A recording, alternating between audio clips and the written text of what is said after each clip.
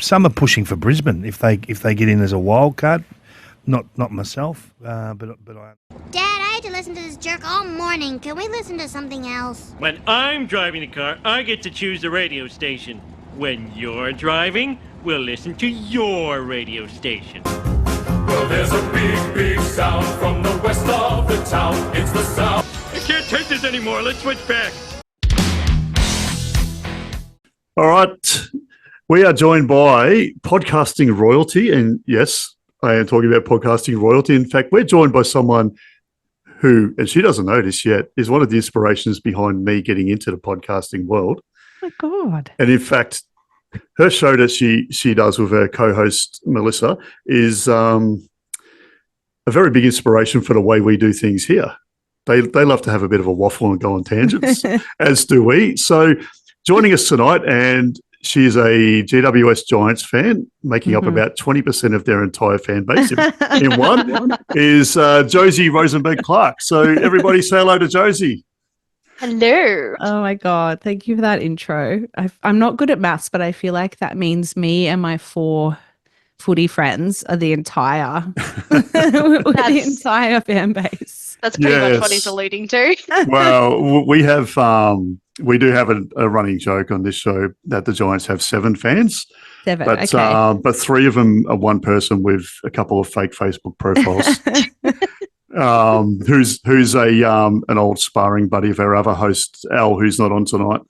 And we do have 2 other Giants fans coming on after you. So, oh wow, okay. So there are a few of us out there. I think that equates to about 60% of your entire fan base on one show.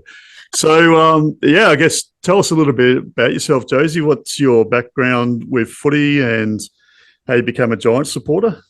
Yeah, I get asked this so much because it, as you alluded to, not very subtly, the Giants fan base is very small. And I remember once we must have gone down to Melbourne for some kind of final, and we were standing outside a cafe with our scarves and beanies on, and a guy actually stopped at his tracks and he was like, "You do exist." And he wasn't really being mean. He wasn't like, he wasn't about to, I don't know, start trolling us. He was genuinely surprised to see a Giants fan in the wild. So I do get asked a lot how I came to be one, because in Sydney there's obviously 2 teams. One of them has all these fair weather fans who I think may have left them again, the Swans.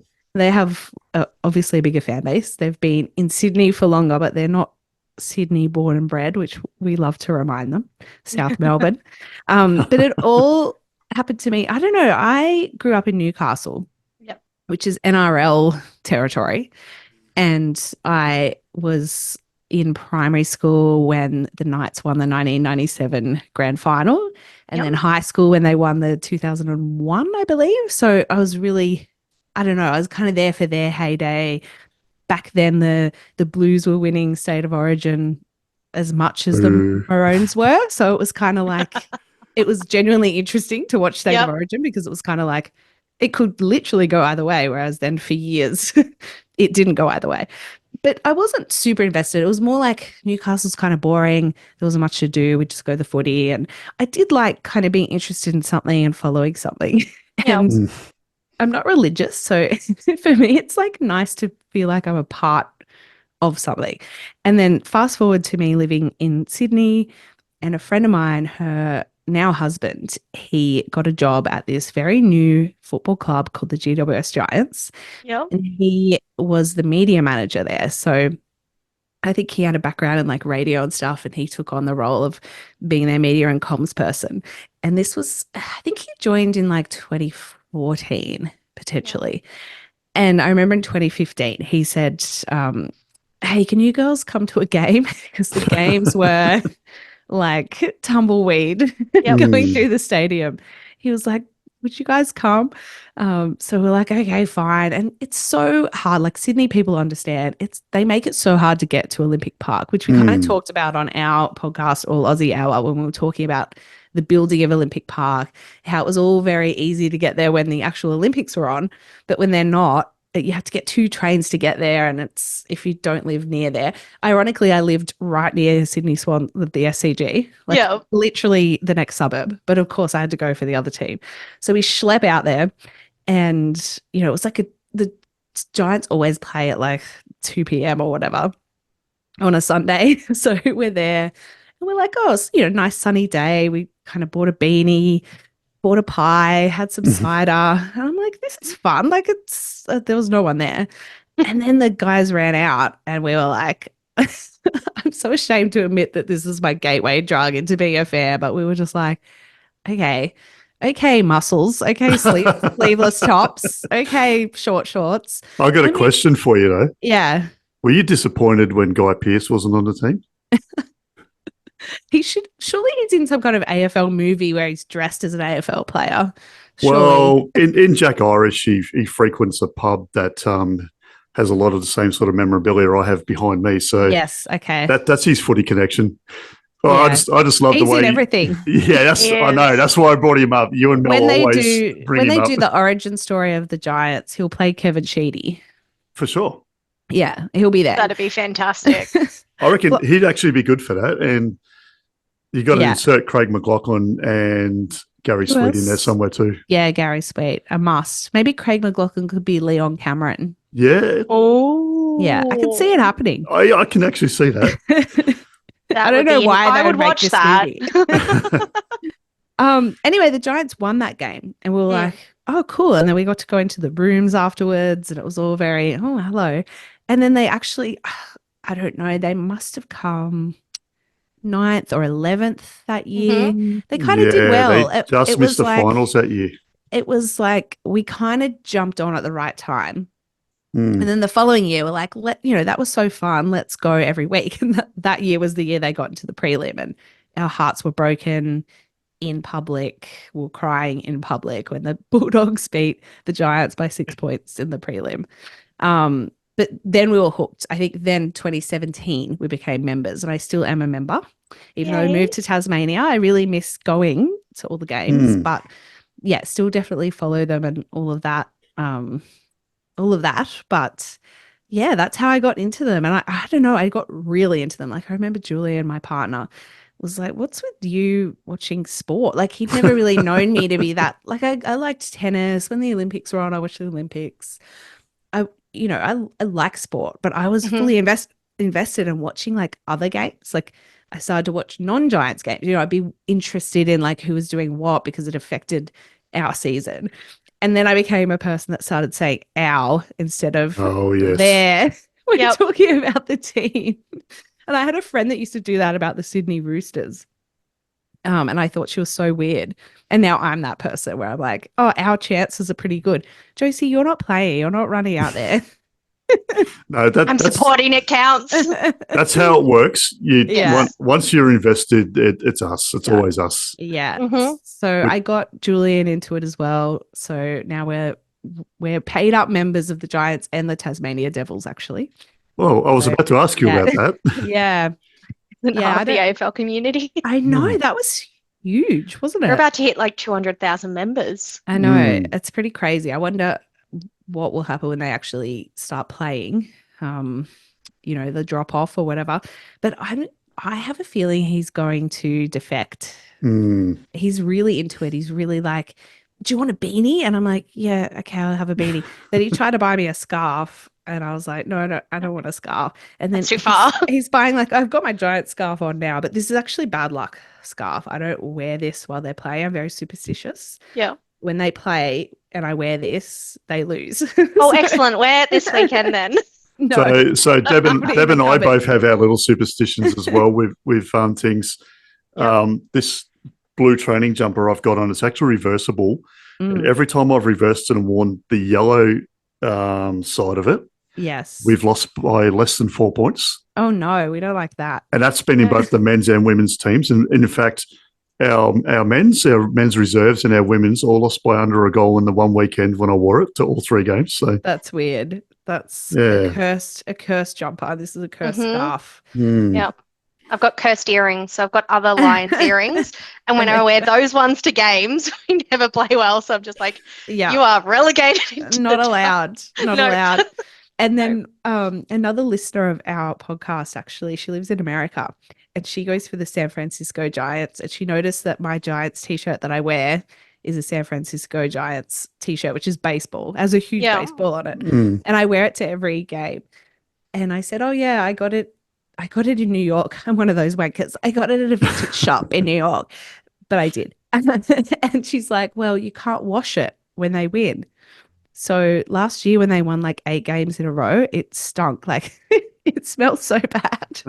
They finally lost. I was like, thank God I can wash my t-shirt. So I haven't washed it for 5 weeks. Well, it's a good thing it was a t-shirt and not a pair of socks. Yeah, or undies. Yeah. Giants undies. I'm really glad I don't have that superstition. Otherwise, we'd be going on So 10, 11 weeks. Yeah, Like, that would smell good. That'd be a sticky shirt. So yeah, they're both on a bit of a winning streak. Obviously, Brisbane one's longer. So either way, someone's winning streak is over unless they have a draw. No, we don't want that. I hope not. We've already had one of those this year, so Yeah, and that was heartbreaking. Depressing. They are. I think It's they're a even weird worse feeling. than a loss because It's a weird feeling. You're like you're so. Well, the piece of commentary right at the end of our drawn game, it was the one of our favourite commentators, Dwayne Russell. The siren went and he said, "It's a draw, and nobody knows what to do." And it just sums it up so It much. does. Accurate. Everyone's just kind of like, do we celebrate? Do we commiserate? It's kind of like, They need like a draw theme song. So at least something gets played because otherwise it's just like this weird odd silence because neither of the club songs come on and you're just like, oh. Yeah, or get Okay. a DJ to remix the 2 club songs together That'd be funny. Ah, and then do it. that'd be They very could they could interesting. have that pre-prepared. They could do all the combinations of all the my- teams. Well, Can you Have it imagine ready. if Essendon and Collingwood go again as a draw for the next Anzac Day? And Oh it's God, 90,000 people to listening ring. to Well, the remix. you could have our words over the top of the big sound music. I think that'd sound all right. Yeah, I don't know. Let's hope it doesn't come to that. Although we've been hearing our theme song for the last 2 weeks because it's to the tune of the French national anthem. So Yeah, it's been great. It's been Yeah. everywhere. I Everyone's love the celebrating the Olympics. Lions. I know that the French are going all right. I think are we Yeah. still going better than them? I don't know. I think we got in on the back of the 4 medals yesterday. I That think was we're back to huge. 3rd. So We're fighting it out with France. yeah, that was our biggest ever day of gold medals ever, and this is now our most successful Olympics ever. I know. So pretty I'm, cool. I'm sports mad. I'm glad that we'll have finals. Well, hopefully to look forward to after the Olympics is over because Yep. life's going to be empty. But Yes. I did hear that Andrew Dillon said that no team is mathematically locked into finals. no, So not even the Swans at the not moment. even Sydney. So They can miss But out. they're- he lost every game and someone I think else. they'd have to lose every game, and they'd have to lose by a margin Yeah. Well, every game they can do that. because they lost by 112 points, and they're still the highest percentage of anyone by 1%. Yeah. Yeah, and you know it was, I guess, really for us the last time we played the Giants. That was the time most of our supporter base thought that was the end of our year, and we had a very depressing episode of this podcast where I actually had to wait 4 days to record it because I just couldn't do it. And I was reading the transcript of it this morning because we did Why our would you torture yourself like that? well, we did our predictions of where we thought the club would finish on the ladder at the end of the season, and we wanted to revisit that for tonight. And I was having a read through it, and some of the things that I said were just they were horrible. No wonder the club said no to giving us someone to come on and have a chat with us. Yeah, I think as fans we take it pretty hard. Like we can give up. I'll never stop going to. Well, I did stop going to games, but like if I lived in Sydney and we were on the bottom of the table, like I still would have gone to games. Like I'd never give up in that way. Yep. Yeah. But it is kind of like my dad said, "Oh, can I come and visit in September?" And I was like, yeah, the Giants won't make finals. Like he asked me this like a month or so ago, and then they won 5 games in a row. And he's like, well, it looks like they're going to make finals. I'm like, it's fine. You can still come. I'm not going to travel unless they make the final. Yeah. So, Well, yeah. I was in a unique position that I was at the Giants game in Canberra, so I didn't even film the podcast because I was just like, I was there. I can't live through that again. I'm like, I'm so depressed. I'm like, nope. Yeah. Just They had Well- a bit of a rough start to the season, Brisbane, but they were never going to be, I don't know, they're never going to be out of it. They've been so amongst it for so long. I always pride myself on, I used to do a footy podcast at my old job with one of Ooh. my co-workers, and one of my bold predictions, and this was like my second year of following football, and she was a like Essendon fan from a while back. I said, I think Brisbane will be really good next year because every game they've lost has been under 20 points. So it must have been yes. maybe like I think it was 2018, I think. 2018. Yeah. And I was like, they're going to be in the mix. They are going to be in the mix, I'm telling you. And then they were. They have been ever since. So I was Well, like, we I have was you to right. thank for this. Thank you. I See? was right. Nah. Not only did you inspire me to get into podcasting, but you've inspired our football club into becoming good. That's so Thanks. cool, by the way. That little tidbit was really nice. I'm glad that we inspired you. I think that it's because we have no idea what we're doing. So we inspire people because they go, oh, wow, I could do this too. Because Yeah. these two idiots have managed to just do it for 6 years. It's just a bit of fun. Like, and half of the joy of listening to a good podcast is when you can tell the podcastees are having fun. Yes, true. Yes. And yeah, Josie and Mel definitely, you can tell they're really good mates and have a lot of fun. And like us, so Deb's in Brisbane, I'm in Geelong. Right. And Geelong. yes, You're a Geelong. Brisbane fan. Yeah, but well, you should know this because you did an episode on the history of football.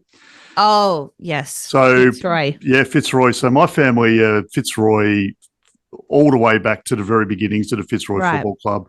So I didn't really have much of a choice, but I'm glad.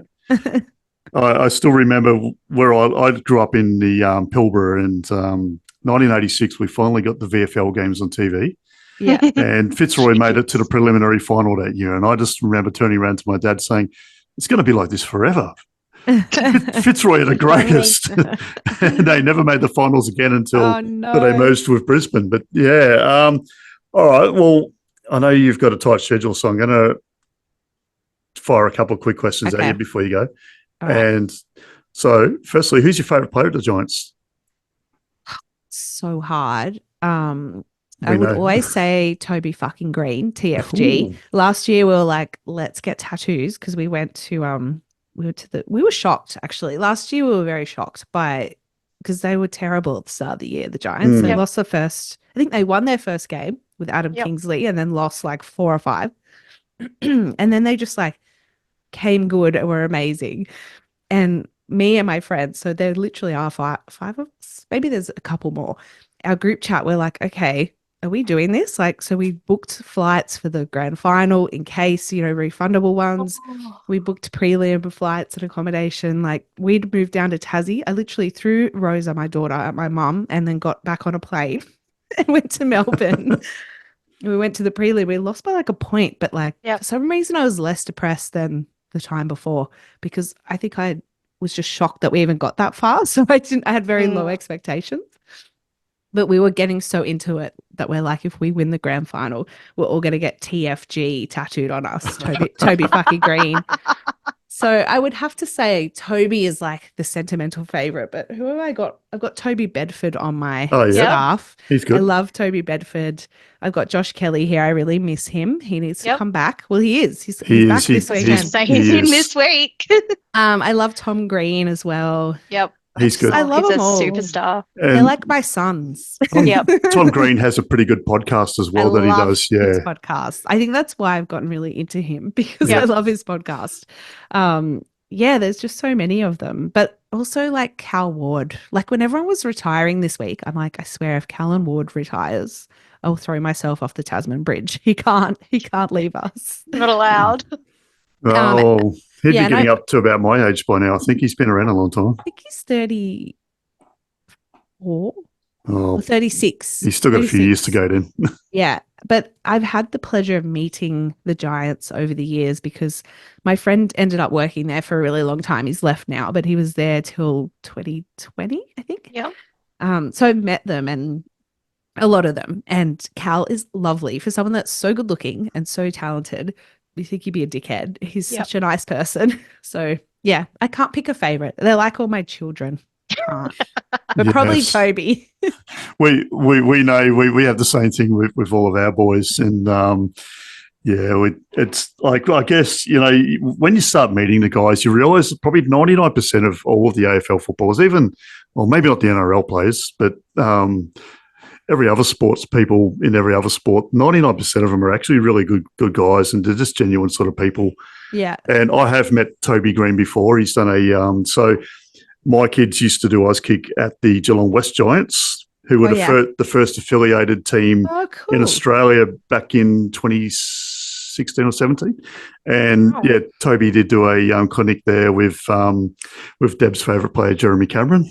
Oh, I love Jezza. I miss him so much. Yeah, no, That's being facetious. Yeah. I can't stand him. Oh, really? Yeah, I never quite forgave him for knocking Harris Andrews out.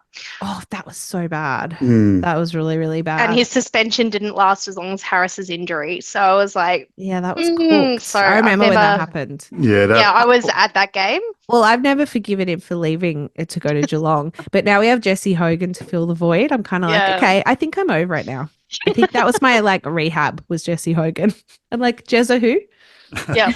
Yes. Well, so last question. Well, it's a double question. Okay. Who do you think's going to win, and by how much? It goes against everything I believe in to tip against the Giants.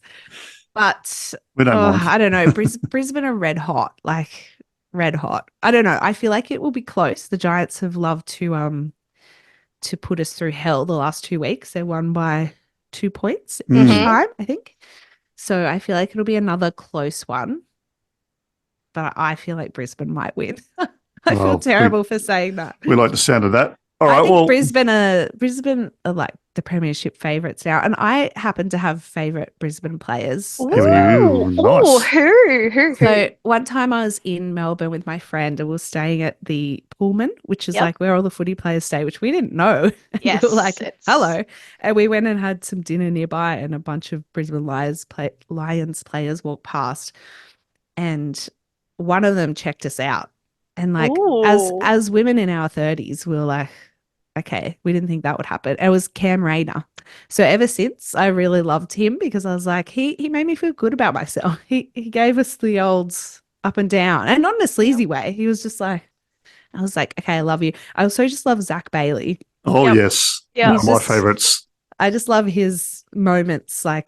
He has so many great moments, and I just love him. So I genuinely like Brisbane, and I have favourite players there.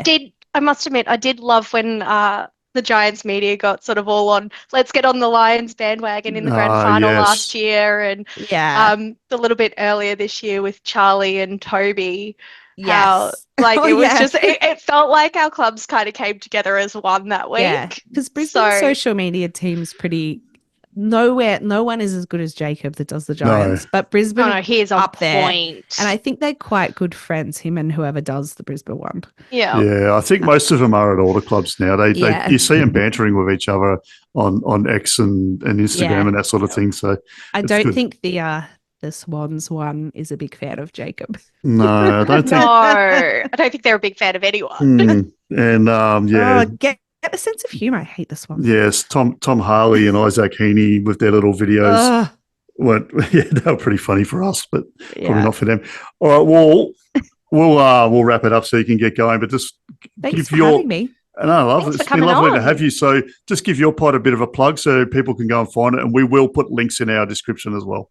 Oh, amazing. Okay, so it's called All Aussie Hour. And it does what it says on the tin. It's basically an hour, usually. Actually, the last few have been a bit longer. But we just tell Aussie stories. So whether that's like a mystery or the life story of someone like Steve Irwin or Michael Hutchence or Shane Warne, or just a crazy, weird thing that's happened in Australia's past. It's really like Australia's our oyster. So we just tell stories about Australia.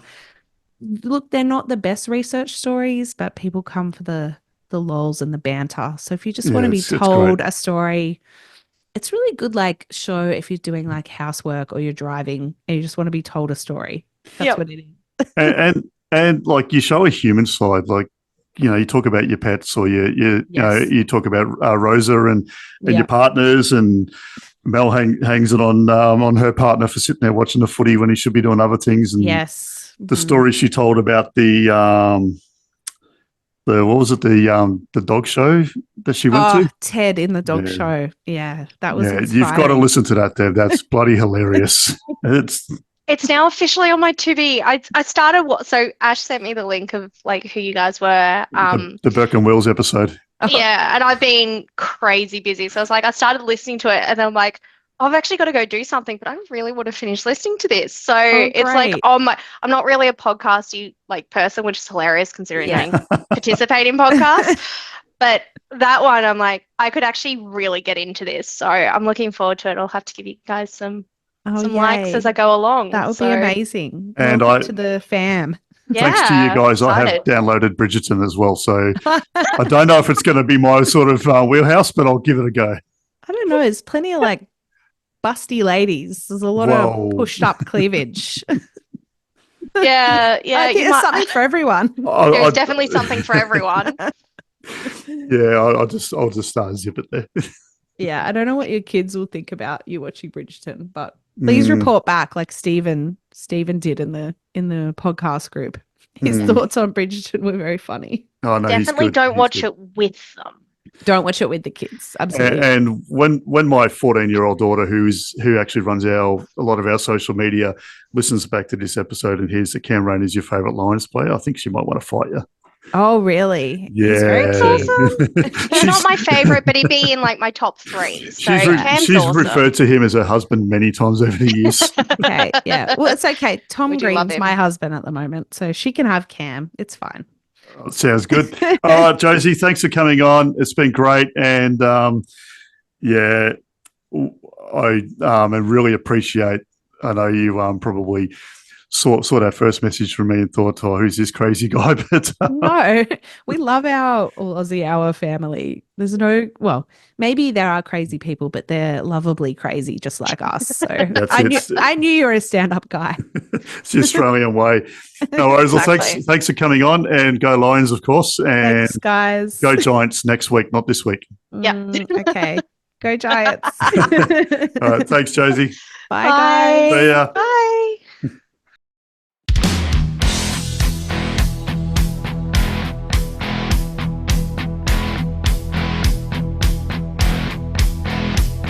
I called you when I need you, my heart